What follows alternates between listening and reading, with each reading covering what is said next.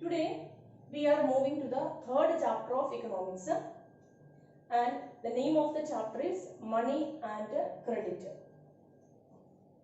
In this chapter mainly we are discussing about the importance of money and availability of credit services. Then students will just imagine about what is the importance of money in our day-to-day life. If we wanted to purchase something, otherwise if we wanted to count the amount of profit, otherwise loss, if we wanted to do a payment in the future, otherwise if we wanted to store our asset, like in many ways the money is very important. Once upon a time, the people, they were doing their transactions with the support of, otherwise with the help of goods. That you studied in the junior classes about the barter system. But on that time period, it was okay. This exchange of goods for another type of the good, that was okay.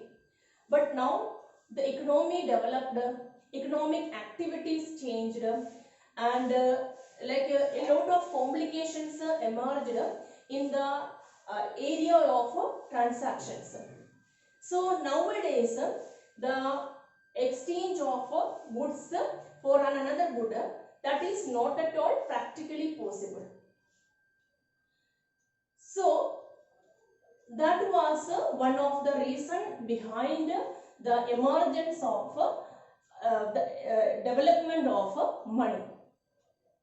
Students, one of the important point when we are discussing about the barter system, that we can say, that is double coincidence.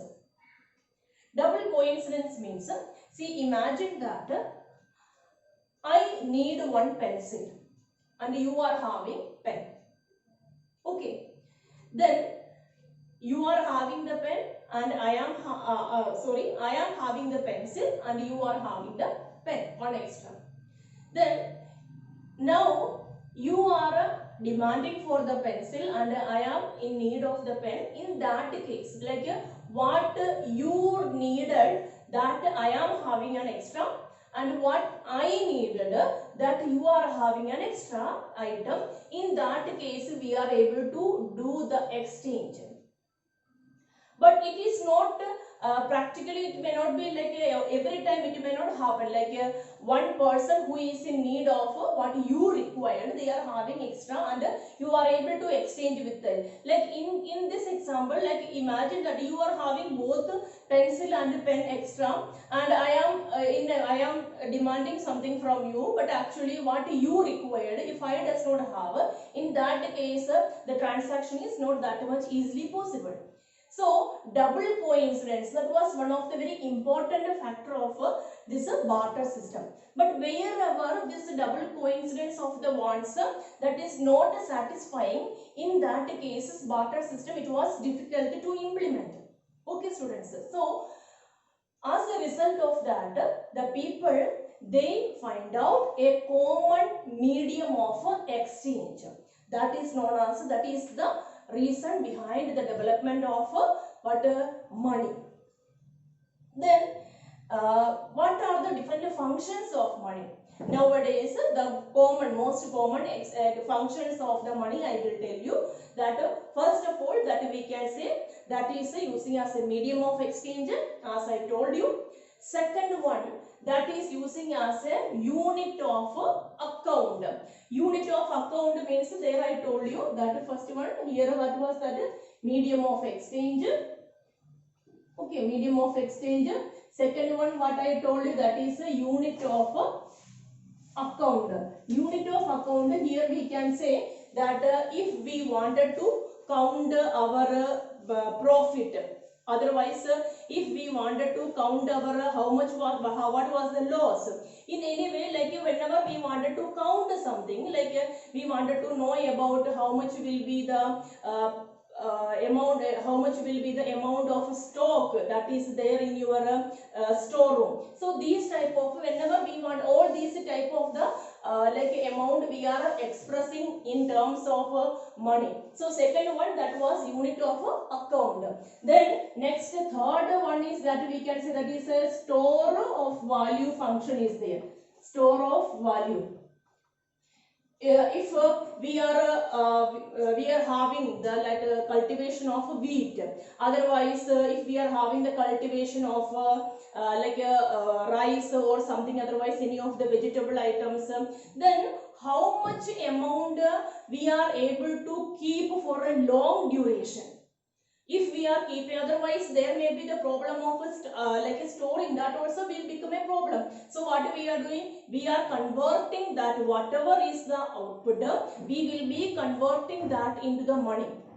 We will sell, we will, otherwise whatever it is, and normally people, we all are keeping our asset in the form of money we will be keeping, because all of a sudden it will not get spoiled, otherwise actually it may not be a problem, like the storage problem is not there. So because of, otherwise its value all of a sudden it will not fall. So because of different reasons, the people, we are keeping our asset in the form of money. So third function is store of value. And one more function is there, that if we wanted to do a payment in the future, if we wanted to do, that is it is also using as a medium of future payment. So these are the different functions I just told to you. Okay, just for your information, I explained the functions of money. Now students, we are moving to the next point, important point of this chapter, that is about modern forms of money. Nowadays, what are the different forms of money, modern forms of money? First one, that we can say that normally what is like in circulation, coins and rupees. So that is the like what is the amount of the money in circulation. Okay, so the note and currency notes and coins, that is the first form of the money, now we can say. Then once upon a time, actually that was in the form of the metals, like precious metal, like once upon a time we were having here gold coins, silver, otherwise bronze, these type of the metals people were using for making the coins. But nowadays that most of that like 1 rupees, 2 rupees, then like 5 or 10, means that much only the coins in the form of, the remaining that is in the form of the currency notes. And students, here one point you have to keep in your mind, that means what is the important, otherwise what is providing value to this currency note, because it is the legal promissory note printed by the government. Okay, it is the legal note from the side of the government, so it is only government is having, otherwise government appointed agencies, that is in the case of our India, Reserve Bank of India is having the right to print the currency notes. So it is that notes, it is coming from the side of the Reserve Bank, otherwise government appointed agency. So it is having the like value, this currency notes are having the value. Then if any of the person, otherwise institution, if they are illegally printing the note, that is never considered as a legal document, that is an illegal form of the money. Then students, then second one is, as I just I told you, that deposits with the bank. Deposits with the bank, that is also considering as a form of money. In any of the important time, any like emergency comes with the people, then they are having the choice that they are able to withdraw from their account and they can use this money. And if any of the cases like that, if people they right now they not required the money, but if they are having surplus amount of the money, in that case they can deposit, like they can safely deposit the money, and when the time comes, then they are able to withdraw the money from, withdraw this deposit from the bank. Now students, next one point, recently we know that like as a part of these deposits, nowadays we are having the check that is also helping for the easy transaction. All of you know, maybe knowing about the debit card, credit card, these type of the modern the modern weapons are also there for the transactions. So that is also helping us. Then why this? What is the importance of this deposits with the bank? Because nowadays most of you know that your parents, they may be getting their salary at the starting of the month. They are getting their salary in the first week of the, otherwise something like that. First, imagine it is in the first week of the month they are getting the salary, and with that amount, the next 30 days they have to move. And then in that case, if the amount, if the salary is coming in their salary account, it will be safe there, and whenever they require the amount, they are having the chance for withdrawing the money according to their requirement, and then they can use it. Okay. Then after that, students, we are moving to the next topic, that is about loan activities of the bank. Loan activities, how the banks are doing the loan activities. There we can say that some of the people are there who are in need of a loan. Okay, these people, they are in need of the loan, and another group of the people, they are the depositors. Okay, then depositors are also there, and here what that is, it is a bank. Then the depositors means those who are having the extra amount of the money, then they will be depositing their excess amount of the money in the bank. Then what this they are the borrowers. Okay, borrowers will be coming and they are asking for the amount, they are asking for the money. Then in that case, these people, if they are taking those amount which is submitted by the depositors, that they will be, this bank will be providing that to the borrowers. Then so I will tell you one example. Like imagine the depositors, they are depositing what this 1,000 rupees in the bank. Okay, they are depositing in the bank. Then when the borrowers are coming, the bank, they are keeping a part of the amount, they will be keeping with the bank, and the remaining amount they are giving to the borrowers. Then what is the profit of the bank here? This depositors, a small amount they are giving as an interest for their deposit, but more than that, more amount of the interest will be charged from the borrowers. More amount of the interest will be always charged from the borrowers. And what is the difference between the depositors interest and borrowers interest? That is the profit of the bank. Then students, here one more point you have to keep in your mind, that full amount means what is the full amount of the deposit received by the bank from the depositors. Full amount they will never give it to the borrowers. Always they will be keeping a part of the deposit, they will be keeping with the bank, because the reason is that if any of the borrowers, any of the depositors are coming for withdrawing their amount, a part of the deposit it should be with the bank. So always a part of the deposit the banks they are keeping with them, and only a particular percentage only they will be giving to the borrowers. So that is about the loan activities of the bank. Next point, that is about two different credit situations. So for knowing that two different credit situations, you are able to go to your NCERT book also. There it is given, two examples are given. One is about one trader, that is about one Salim is given there, and another one that is explaining about the one farmer from the rural area, that is I think name Swapna, something like that. Then in that case, this Salim, who is a trader, otherwise that is a shoemaker. Then he feels like that in the coming festival time, he will be there may be good demand for his shoes.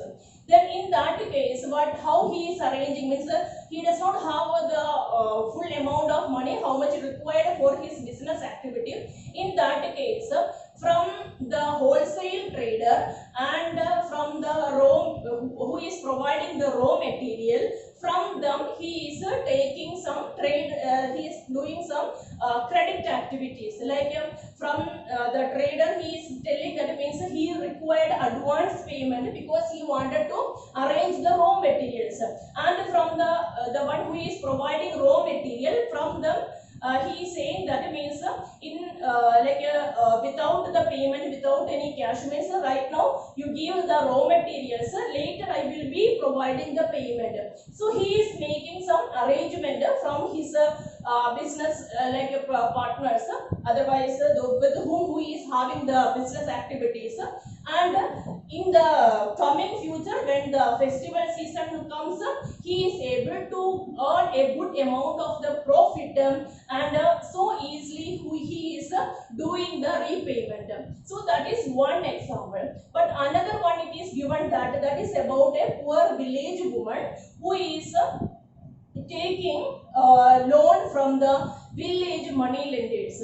Village money lenders you might have heard also, otherwise in the junior class you might have studied also. Always these informal agencies of the village money lending factor, what they are doing, they are always charging higher amount of the interest, and they are not having any proper documentation, they are not having any like a government authorized type, like any of the proper interest rate, nothing is like that. That is we can say that is an informal agency only. But this poor people of the village areas, they used to go to these informal financial agencies and they are taking the credit from there.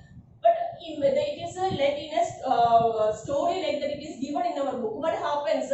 Okay, she taken the money from these sources and she is doing taking care about her cultivation and all, her plants and all. But sometimes what happened, it may be an unexpected pest attack. Sometimes they may not be getting any proper irrigation facilities. Otherwise, like uneven monsoon, maybe because of that also what happens, they are not able to get the expected profit they not got. Otherwise, all their efforts it go in vain. In that case, what happens? These poor farmers, they are not able to do the proper repayment of their loan.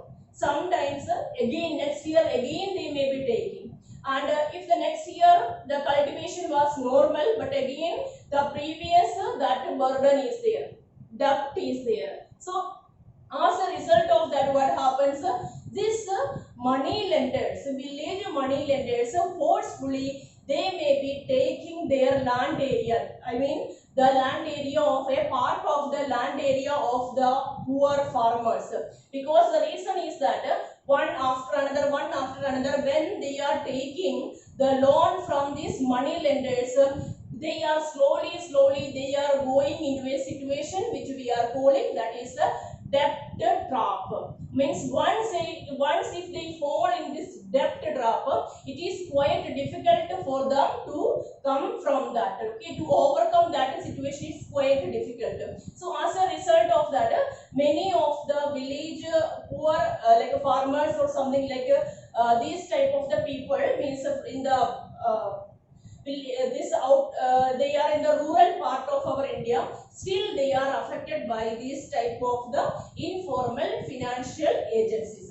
So students, here in this video we are discussing firstly we discussed about the importance of money and functions of money, the development, otherwise emergence of this form of exchange. Then we discussed about modern forms of money, then after that loan activities of the bank, and lastly I have given the example of two credit situations. I hope if all these points that is clear for you, and we will be meet in the